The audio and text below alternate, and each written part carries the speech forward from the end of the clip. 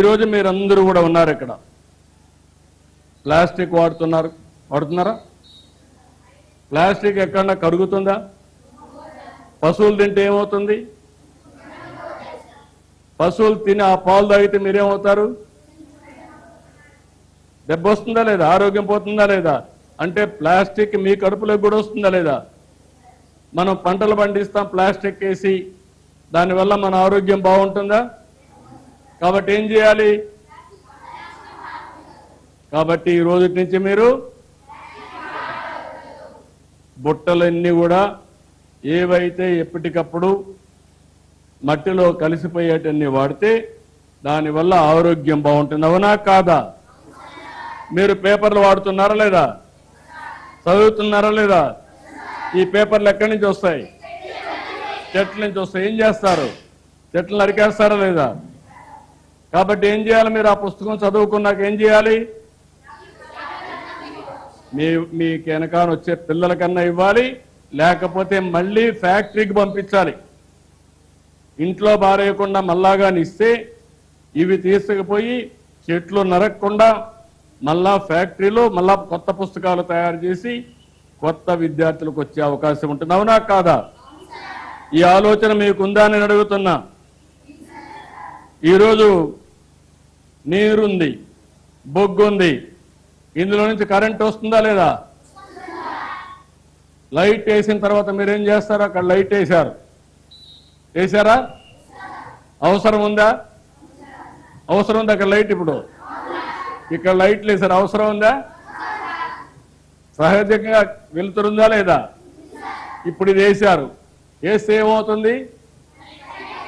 ఎక్కువ బొగ్గు వాడాలని లేదా? నీళ్లు వాడాలని లేదా? దీన్ని ఆపేయాలా లేదా? అవునా కాదా? దాన్ని ఏమంటారు? సామాజిక బాధ్యత. అవునా కాదా? ఇలాంటివన్నీ కూడా మీరు గుర్తుపెట్టుకోవాల్సింది. ఇవన్నీ ఇంట్లో నీరు వృధాగా పోతుంది. అవునా కాదా? ట్యాప్ ఆన్ చేస్తారు, గవర్నమెంట్ ట్యాపులు ఉంటాయి, దానికి ఛార్జ్ చేయరు, నీళ్లు వదిలిపెట్టేస్తారు. దానివల్ల ఏమవుతుంది? వేస్ట్ అయిపోతుందా లేదా? దాన్ని సద్వినియోగం చేసుకోవాలనా లేదా? అందుకే మీరందరూ గుర్తుపెట్టుకోవాల్సింది, ఒక వ్యక్తి అనుకుంటే ఇది సాధ్యం కాదు, కొంతవరకే అవుతుంది. అందరం అనుకుంటే ఉద్యమం అవుతుంది. ఆ విషయంలో మీరందరూ గుర్తుపెట్టుకోవాల్సిన అవసరం ఉంది. పిల్లలు చదువుకున్నప్పుడు చదువు అనేది విజ్ఞానాన్ని ఇస్తారు, చదువు అనేది నైపుణ్యాన్ని నేర్పుతుంది. మీరు ఏం చేయాలో మీకు ఆలోచన రేకెత్తిస్తుంది. చదువుకున్న వాళ్ళకి చదువుకోలేని వాళ్ళకి అదే వ్యత్యాసం. ఈరోజు వనరుల గురించి మనం చదువుకున్నాం, ఇది మనం ఆచరిస్తామా? నమ్మకమేనా? మీరు మార్పు తీసుకొస్తారా? నన్ను నమ్మమంటారా? కాబట్టి ఇది అమలు చేస్తామని గట్టిగా చప్పట్లు కొట్టి అందరూ చెప్పండి.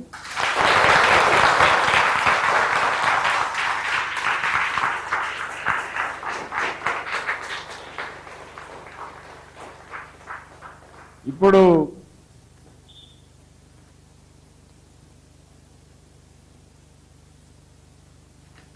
మీకు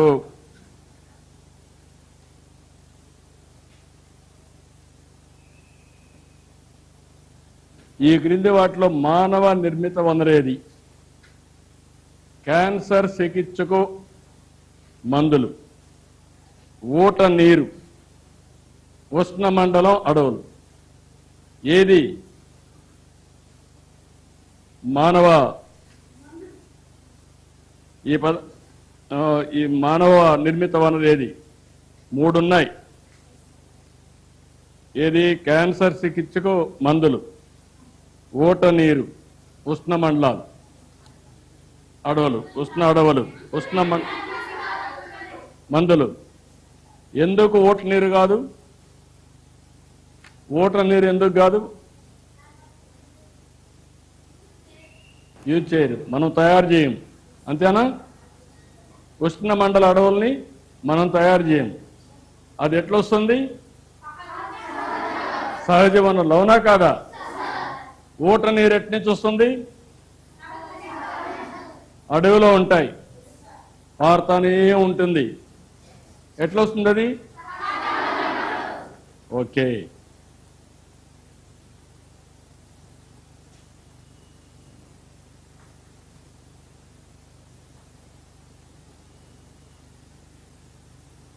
ఇప్పుడు ఒకటి చెప్పండి. పునరుత్పాదకం కాని వనరులు పరిమిత విలువ ఉన్నవి, మానవులచే తయారు చేయబడినవి, నిర్జీవ వస్తువుల నుంచి ఉద్భవించినవి.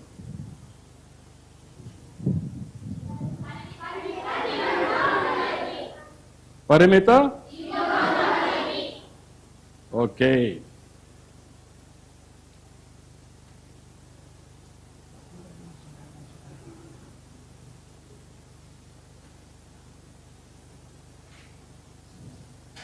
Okay, good. ఇప్పుడు మీరేమైనా చెప్పాలంటే చెప్పండి నాకు. పేటెంట్ అంటే ఏంటి? పేటెంట్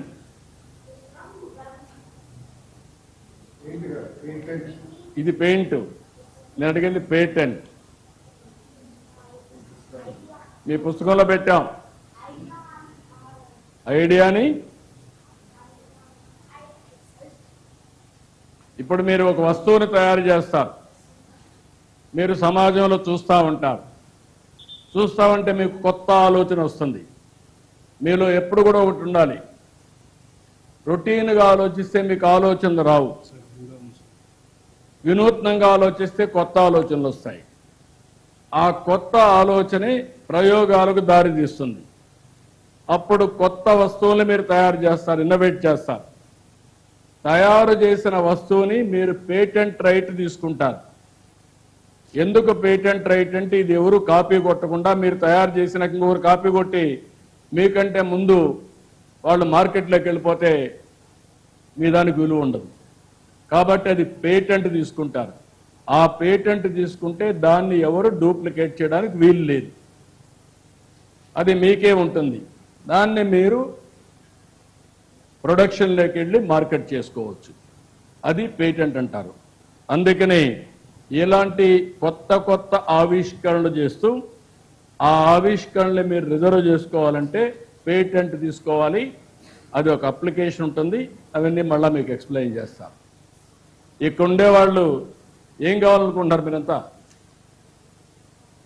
మొన్న ఓకే, ఇక్కడ ఉండే వాళ్ళల్లో 7వ తరగతి నుంచి వచ్చారు 8కి, అవునా కాదా? మీరు A1 హైయెస్ట్ కదా, A1 అంతేనా? Rank is highest A1. A1 వచ్చాడు, చేతులు పైకెత్తండి. A1 ఓకే, A1 వచ్చిన వాళ్ళు మళ్ళా నేను చూస్తాను మీ పుస్తకం ఇది. ఓకే, దించండి. A2 వచ్చిన వాళ్ళు చేతులు పైకెత్తండి. A2 ఎవరు లేరు. B1 5 మంది, B2 6 మంది.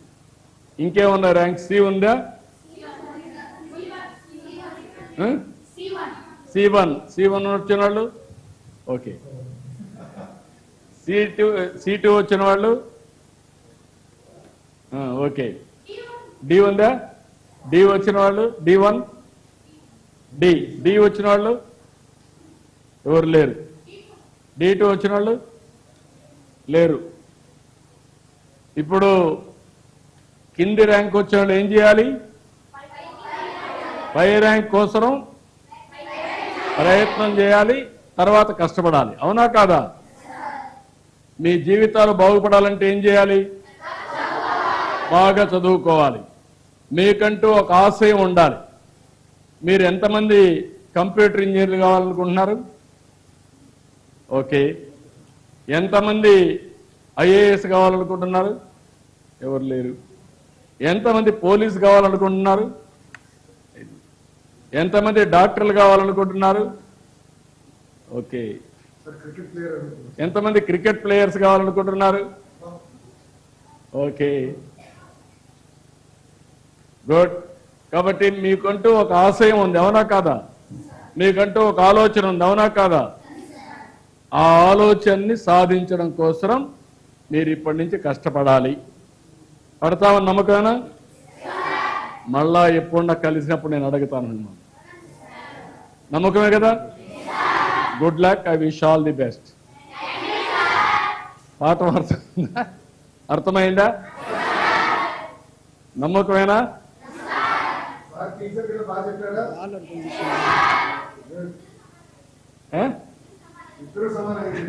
నువ్వు మీ టీచర్